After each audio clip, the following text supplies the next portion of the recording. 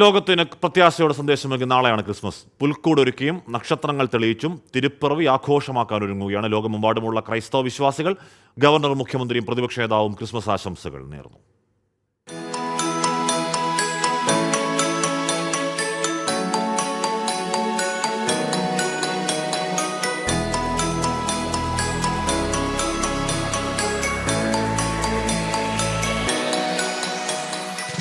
ശാന്തിയുടെയും സമാധാനത്തിന്റെയും സന്ദേശം പങ്കുവയ്ക്കുന്നതാണ് ഓരോ ക്രിസ്മസ് ദിനവും.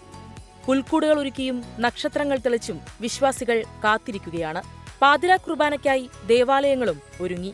തിന്മയിലേക്ക് ചായ്ച്ചിലുള്ള മനുഷ്യന് ദൈവത്തോട് ചേർന്ന് ജീവിക്കുവാനുള്ള വഴിയാണ് മനുഷ്യാവതാരം ചെയ്ത ദൈവപുത്രൻ. ഈ ഒരു മഹാരഹസ്യമാണ് ക്രിസ്മസ് ദിനത്തിൽ ക്രൈസ്തവരെല്ലാവരും ധ്യാനിക്കുന്നത്, പ്രാർത്ഥനാ വിഷയമാക്കുന്നത്, ആഘോഷത്തിന് അടിസ്ഥാനമാക്കുന്നത്.